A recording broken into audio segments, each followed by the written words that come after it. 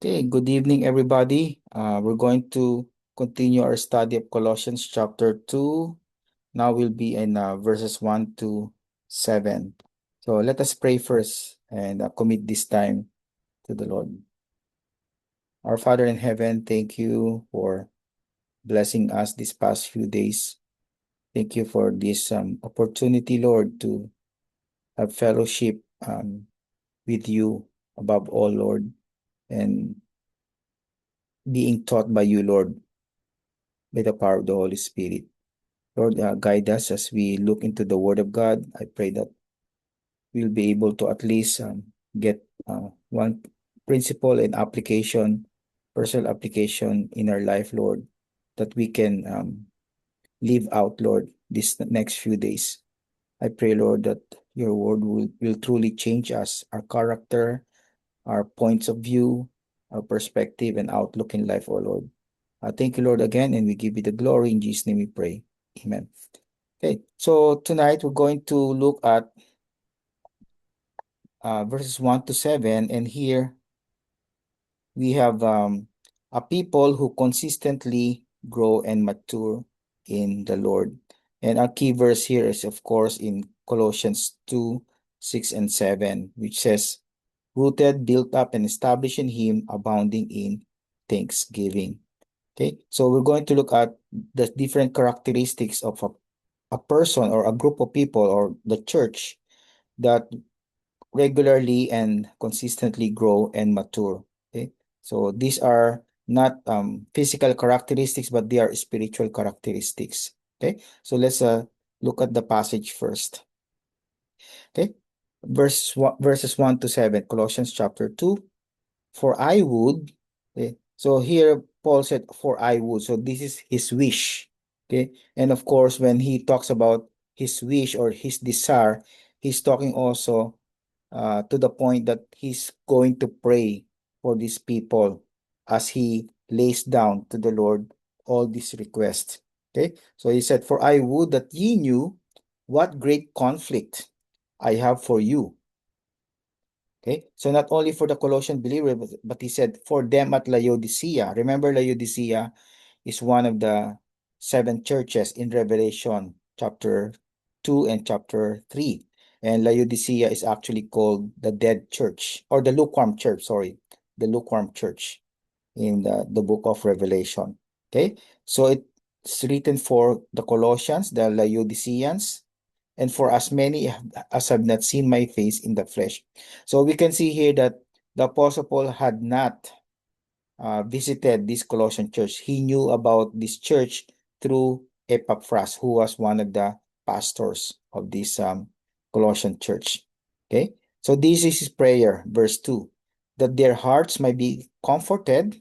Okay, comforted means to be encouraged or to be strengthened, being knit together in love and unto all riches of the full assurance of understanding, to the acknowledgement of the mystery of God and of the Father and of Christ. Okay, so the second part here, unto all riches of the full assurance, it just means that Paul wanted to pray for them so that they will fully understand God, the gospel, and everything that the Lord Jesus Christ has taught them. Okay, so that's the simple way of understanding this.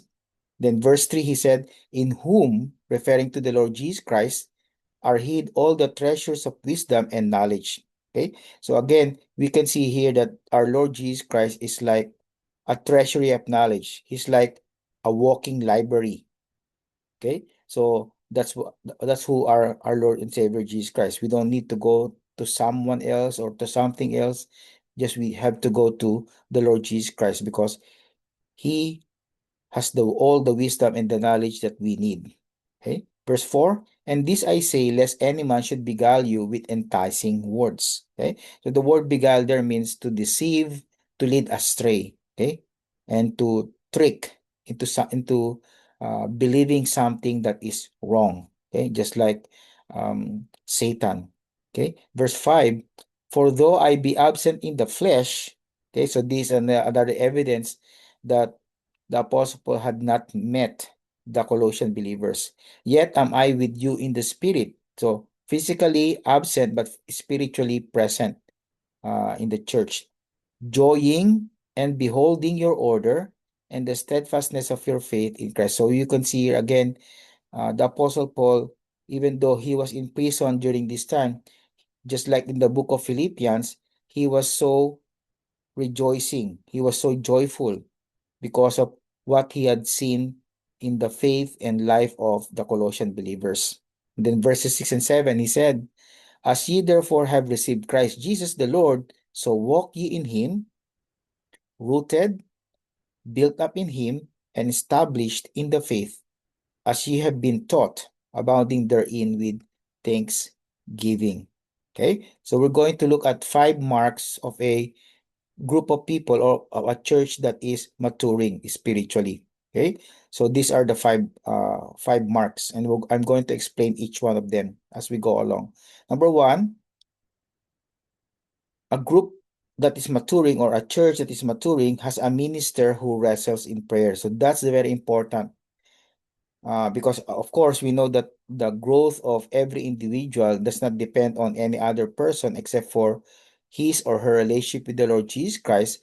The minister or the pastor or sometimes called overseer, the leader of the church, should be wrestling in prayer for the congregation, for God's people. And that's what shepherds do, right? They care for the spiritual health of the people under them. So just like the shepherds, just like our good shepherd, the Lord Jesus Christ, a minister of a church also wrestles in prayer for God's people. Secondly, a maturing people has hearts that are encouraged and fully assured. So again, this is related to what the minister does. He encourages them and he gives them full assurance that they are in the Lord and they are disciples of the Lord Jesus Christ. Okay, that's verses 2 and 3. Number 3, there are also a people who resist seductive teaching. Okay, so again, the word seductive there is the same as the word to beguile. Okay, teaching that causes someone to sway from the right things to the wrong things. Okay, those are the teachings that are seductive.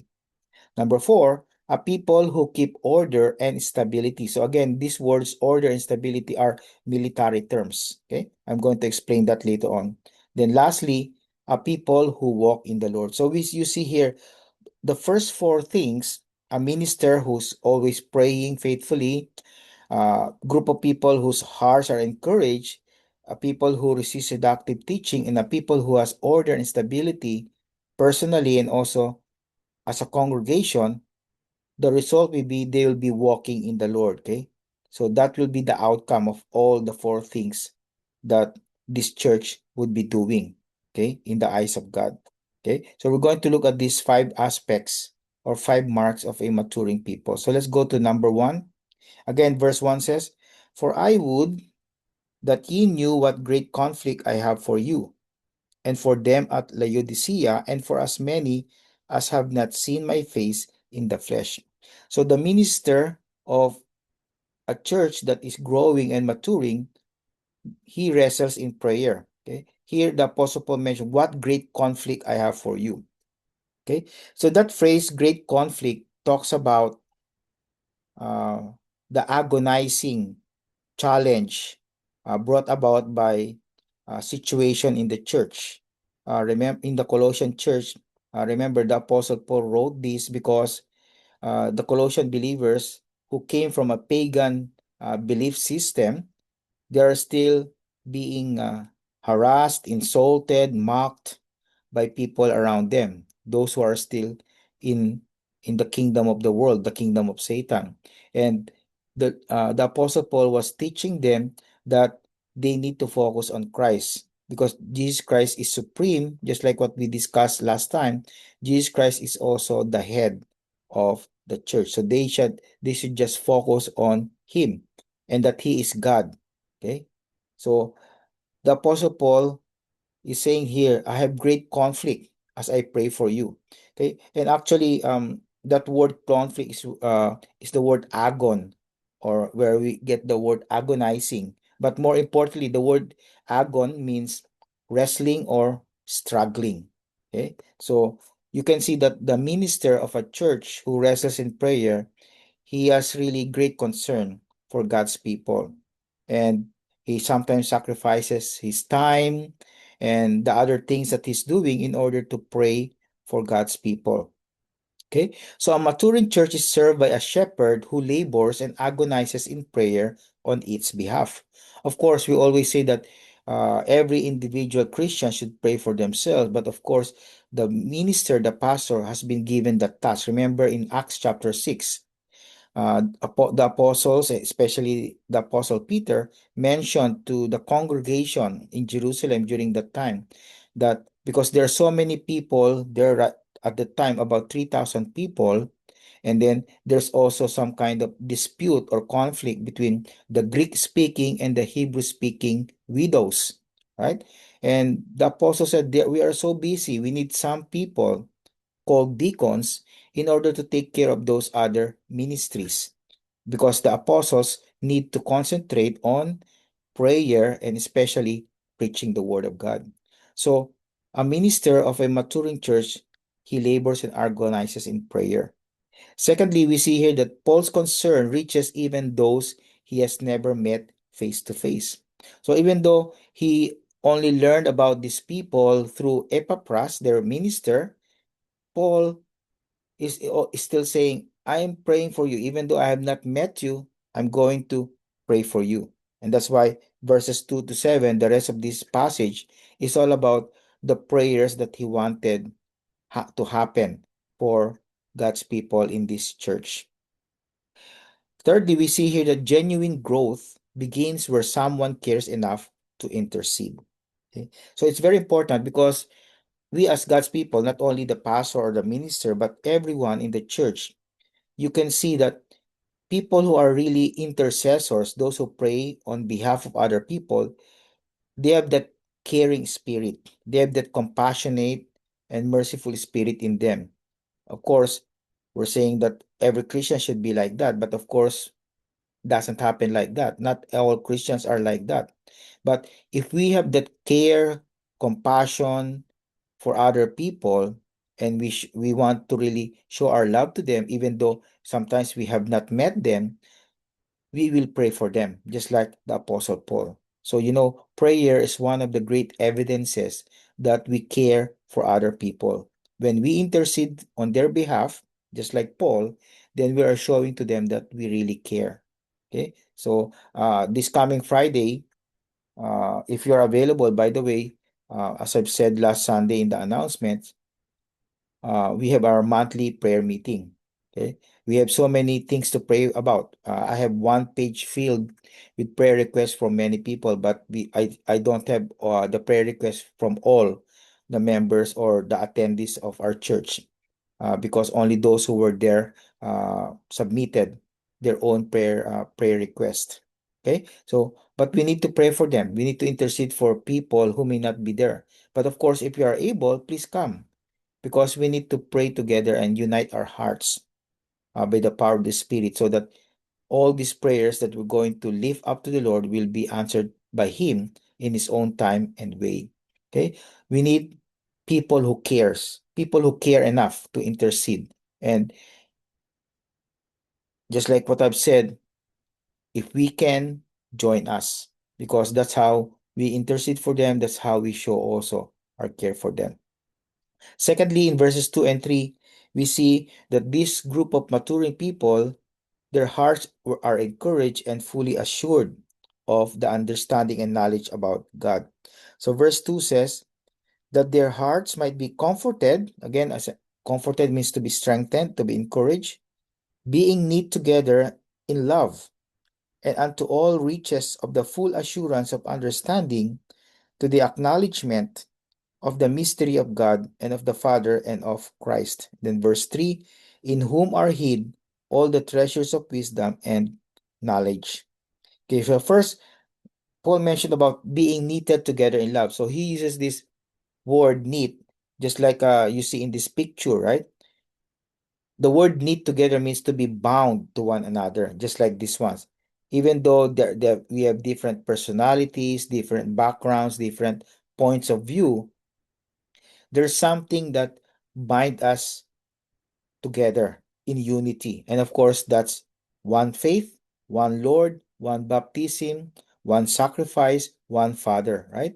There's always unity in the church, even though we have differences in our opinions or points of view or perspective. But the Lord Jesus Christ, through the Holy Spirit, binds us together. And if we are bound to one another, that will encourage our hearts. That will encourage every believer. That's why I always remind you, go to your prayer partners during the week. Okay? Talk to them, pray with them, or meet up with them in person. Have your own Bible study, just the two or three of you, right? That's what we need to do, because it's not enough for us to just meet together on Sunday morning or even after lunch, after the service, before lunchtime, because sometimes we are always rushing to go home. Okay. And by the way, we have actually more fellowships because this Saturday we're going to have our picnic at King George Park. And also in that way, will be able to give out gospel tracts to the people there. There's actually a Filipino celebration there also. So there will be lots of people in King George Park this coming Saturday. That will be a great opportunity for fellowship, a great opportunity also for evangelism. Okay. And so if we are bound to one another, if we are united in our hearts, that will encourage us. Okay. Because remember, no man is an island, and no Christian is also an island by himself or herself. You need to be with a group of people. That's why the church is called a called out assembly, ecclesia. Okay. A church cannot exist with one person as a member. A church is a group of people who have been called out by the Lord Jesus Christ from the kingdom of darkness to the kingdom of light, and should be assembly of people meeting in one place. Okay, so they are knit together in love. That's the prayer of Paul. Secondly, he wanted them to be assured of the mystery of God, because what you believe about Christ himself is true and accurate. Okay, that's what Paul is saying here, that they will have that assurance, that there will be no skepticism, no doubts in their mind, that is it true that Jesus Christ is really the Son of God? Is he really God? Or is he just a prophet, or a master, a rabbi, or a good person, just like what many people would say? But we know that the Bible teaches us that Christ himself is God. He is the Son of God. And what we believe about him in the light of the Bible is always true and accurate. Okay? God does not deceive us. It is the enemy who always deceives us. So we believe and we are assured of God's mystery. Again, we talk about God's mystery because in the Old Testament, the mystery of the incarnation, the mystery of God becoming man and dwelling with man, with men, each one of us in the flesh, is a no-no, right? They cannot understand that. But here in the New Testament, we see that Jesus Christ made it possible. Okay. Thirdly, those people whose hearts are encouraged, they are also rich in wisdom and knowledge. So Paul is telling the reality here to the Colossian believers: in Christ, you are rich already in wisdom and knowledge. You don't need to go to other people to talk about your beliefs. Go to the Lord, go to the Bible, go to your pastors, go to your church, not to other people, or because sometimes there are some so-called Christians, they go from one place to another in order to find the truth. So they cannot settle in just one church. Okay? But the Bible teaches us that in Christ are hid all the treasures of wisdom and knowledge. He is a walking Bible because he is the word of God, right? So we need to be solid in our belief that Jesus Christ is truly our God and He is our Lord, and He wants us to know more about Him. Okay? He is rich in wisdom and knowledge, and because He is rich in wisdom and knowledge, we are also rich in wisdom and knowledge. And part of our maturity, of course, is learning more, gaining more knowledge. But of course, that's not enough, because as we gain more knowledge, we need to be able to live out that knowledge and to apply that, okay, to ourselves and to the people around us, and also be used in the church that we are involved in.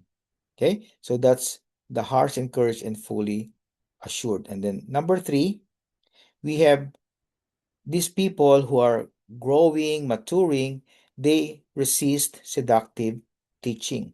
So Paul said, lest any man should beguile you with enticing words in verse 4. He's warning them that you need to just be sold out to your belief in the Bible, your belief in Jesus Christ, because otherwise, if you don't believe that, you will be swayed by teachings that are false. Okay? Remember, there are people out there, especially in YouTube, in social media, who are very persuasive, right? They're very charming because probably the way they deliver the words, probably they use their performance, they use so many techniques or strategies in order to sway people's belief. Okay, so but remember here that being persuasive is not the same as being true. Okay, because people can be persuasive, but they're using or teaching false things or false beliefs. Smooth, well-crafted words can carry deadly error. Okay, that's why we should be like the Bereans. Remember the Bereans in Acts 17:11. The Bereans were always searching and examining daily the scriptures, whether what Paul was teaching them was really biblical, if it's in the Bible. Okay, so the same with all of us. We need to know what the people are teaching, and then we correlate it with the Bible. Always have the Bible as the ground, the foundation of all our beliefs. So persuasion is not necessarily the same as being true. Okay, people can be persuasive, but they can persuade you in the wrong things.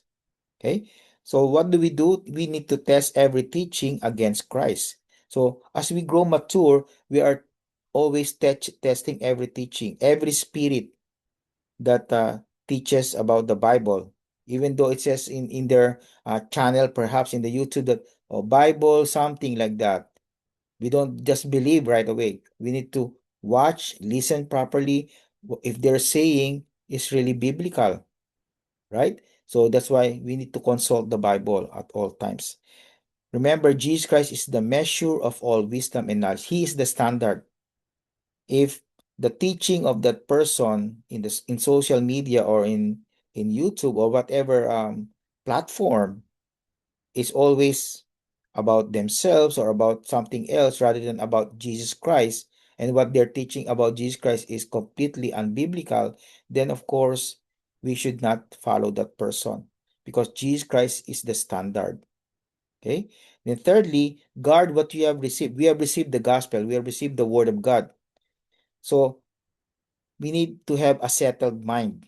If our mind is settled and established, and we have firm beliefs about the Bible, and no one can sway us, of course, we are not easily brainwashed, and no one can brainwash us because we know what the Bible teaches us. That's why we don't depend only on Sunday morning or Wednesday night for the Bible study, but we do our own study every day. That's why we have so many methods that I've taught you already. The SOAP, which is the basic ones for devotional, and we have the 7 arrows.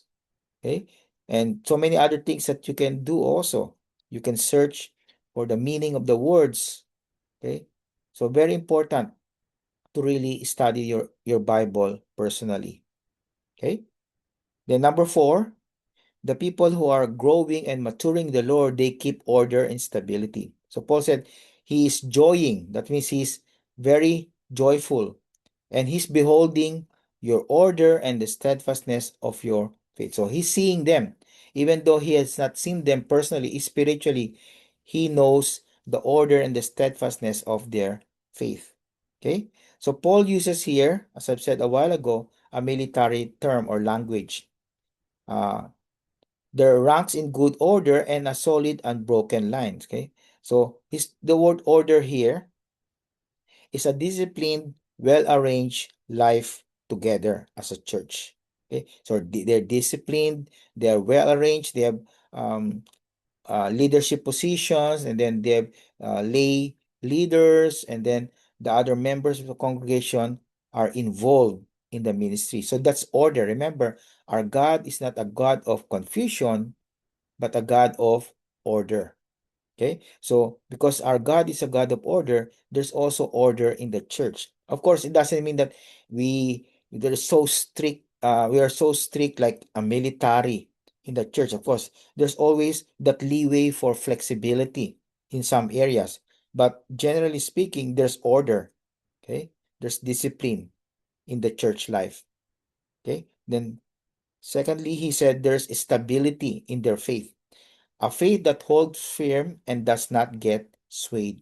Okay, so whether these people meet with Jehovah's Witness, with the Muslims, or with the Jewish people who are in the religion of Judaism or other kinds of religion, no one or nothing can sway them from their belief in the Lord Jesus Christ and in the Bible.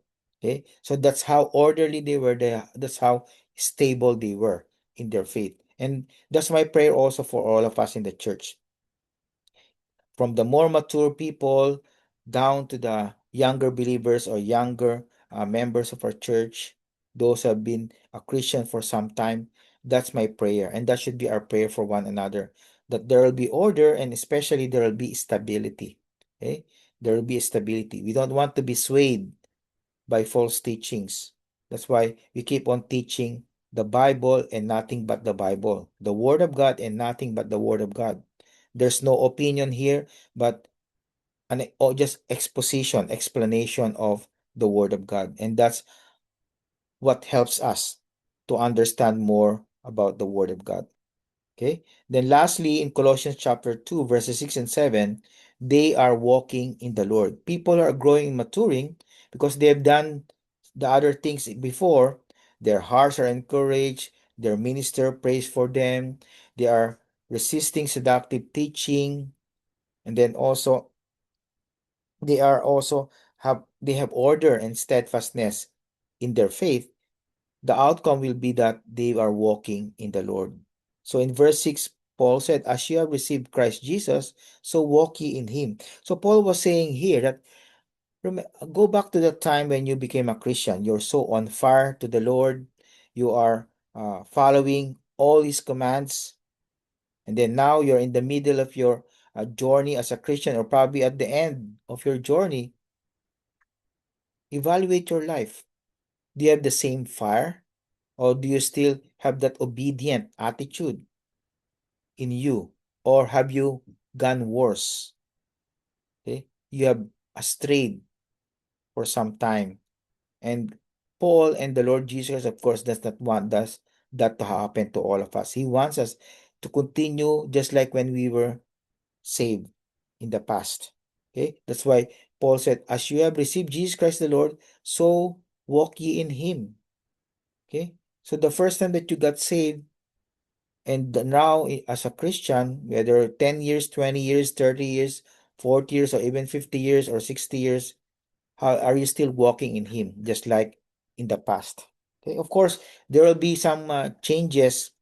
There are times from day to day we have some changes in our walk, but generally speaking, have we gone down or gone worse in our walk with the Lord, or are we maturing? Because there's only one way for all of us that God expects us in our maturity, and that is to go to the higher ground, right? To become better Christian, to be more Christ-like, not the opposite. Okay, so we see here Paul was praying that they will be rooted and built up in him. That means their ground, their foundation is the Lord Jesus Christ, and it's also the Lord Jesus Christ who is building them up individually and also as a group, as a congregation. So that means they are drawing their life and strength from the Lord Jesus Christ himself. Verse 7 says, rooted and built up in him and established in the faith as ye have been taught, abounding therein with thanksgiving. So the same with all of us. We need to draw our life and strength from Jesus Christ alone. He is the source. of everything in us. Secondly, the Apostle Paul was praying that they will walk as they were taught. Okay? So that means they need to hold firmly to the faith that they have received. Hold firmly to the faith that they have received. That means at the first time that they become a Christian, they have this firm grasp of the faith, and now that they have been a Christian for a long time, they still continue to grasp that firmly. So the same with all of us. That should be the case. Thirdly, another aspect of walking the Lord is to give thanks. Be grateful, having that attitude of gratitude. A maturing life overflows with thanksgiving. The last part of verse 7 says, abounding therein with thanksgiving. Okay. If you look at the New Testament, when the Apostle Paul especially talks about thanksgiving, he's always describing this as overflowing, abounding, plenty, right? So that means when we give thanks, it's not half-hearted, it's wholehearted and devoted kind of thanksgiving. It's a kind of thanksgiving that is more going above the top. Okay, so that means more than what we can, because we know that our God had done so much for all of us, right? He had given us all the blessings, all the things that we need in order to live a godly life. So our life should be overflowing thanksgiving. And as I've said, and it's biblical actually, because we know that we are growing and maturing if we are becoming more thankful rather than becoming more complaining, murmuring, grumbling, right? So that's how we can gauge that we are maturing. Am I more complaining right now, or am I more thankful and grateful to what Jesus Christ had done for my life? So that's one parameter of our walk in the Lord, if we are maturing or not. So how do we apply the word to our life? There are five things in correlation with the five um, things we have discussed about the characteristics of a mature life. First, as the minister is praying for the church, God's people also should labor in prayer for their church and for their leaders. Okay? So, vice versa. Both would pray. The minister would pray for the members, and the members of the people will be praying also for the pastor and the leaders. That's very important, because that brings not only unity and harmony, but also brings more involvement of God's people in this prayer ministry. That's why it's always my desire that in a prayer meeting, whether that will be on Friday night or somewhere else, there will be many people that will attend, and we will join our hearts in prayer to the Lord. Secondly, we must pursue love and unity. Pursue love and unity. And rest assured in Christ. Okay? Those two things are important. As we pursue love and unity, we need to be dependent in Christ, because we cannot gain love or receive love or have unity in the church without dependence upon our Lord Jesus Christ. So it's also important. Number three, test every teaching against Scripture. As I've said a while ago, so that we will not be swayed by false teachings, always check every teaching, even the one that I'm teaching right now, against Scripture. If it's not in the Scripture, then don't believe that, right? Because that's wrong. Everything that the pastor or any preacher or teacher would say should be scriptural or biblical. Okay? Because the purpose of the pastor is not to give so many stories or even his opinion. That's not the important thing. What is important is to explain the passage, the word of God, to people, so that they will know how to understand it, and they will know how to apply it or live it out in their life. Number four, live an orderly, steadfast, disciplined life. So practically for all of us, I don't know, if you are an obsessive compulsive person, perhaps you have everyday schedule already. In the morning, you do this thing, then the second thing, the third thing, and so on and so forth until the end of the day. Some people are not so strict like that. But my point here is that we need to have a schedule of what we do, especially our spiritual schedule. And the most important thing we can do to put into our schedule is our time with the Lord. Because remember this, Matthew 6:33, seek ye first the kingdom of God and his righteousness, and all these things shall be added unto you. So even in your daily schedule, if you put Jesus Christ first, your time with him, your prayer, your Bible study and meditation, then he will help you schedule the rest of your day until you retire in your bed and again pray and thank the Lord for what he has done in your life. So that is a disciplined life. Remember, we are called disciples, and one of the characteristics of disciples is the discipline. Okay? We have a schedule, we are orderly, and also we are steadfast. That means we are stable. Okay. I know there are some people who don't want any kind of schedule. Uh, we don't we don't judge them, but what is important is that you schedule a time that you can devote to the Lord in prayer and also in the study of the Word of God. Number 5, walk in Christ daily. Okay, and as you walk in Christ daily, be rooted in him, be grounded in him and him alone. Okay, and then continue to be teachable. Okay, because there are times during the day or even some areas of our life wherein um, we are proud because probably we have so much biblical knowledge already, and then when God teaches you something that is probably easy for you, you just ignore it or neglect it, right? But remember, pride goes before a fall. Okay? Pride comes before destruction, and then haughty spirit before a fall. Proverbs 16:18. So we should not be proud, even though sometimes the Bible is teaching us some simple things that we know already. There's a reason why God is teaching us the same lesson on and on and on and on, again and again and again, right? So just receive, be willing to be taught by God. And then, of course, as I said, be thankful, especially at the end of the day. Lord, thank you. Despite that this day is a bit messy, troublesome, sometimes horrific, right? A terrible day. Thank you because it's the end of the day. I can retire in my bed. And again, hopefully, I'll wake up tomorrow morning and then praise you again. And I'm willing to be used again by you. Okay. So that's the Christian life. That's the life of a maturing and growing believer in Christ. Okay. So we have seen here in this passage the characteristics of a people who never stop growing.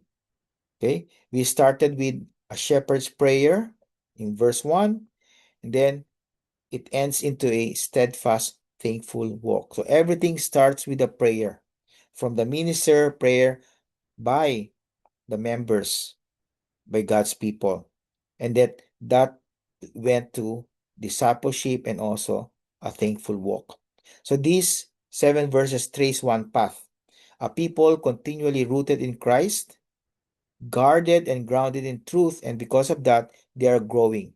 Okay? So remember, to summarize these things, in order for us to really grow, we need two important resources or tools that God has given us: prayer and, of course, the Word of God. If you forget everything that we have talked about this evening, remember those two things: prayer and the Word of God.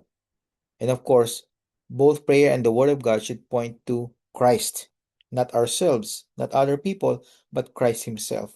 Okay? So those are two important tools that God has given us so that we can continue to grow and mature in our faith. So let's continue to grow up into Him. And as you receive Jesus Christ, walk in Him, be rooted, be established, and be overflowing with thanksgiving. And if we do all these things that the Bible teaches us, we will be not only a person, but also a people, a church, who never stop maturing in the faith. Okay, so that ends our study for tonight. Next week we'll continue with the rest of chapter 2. Okay.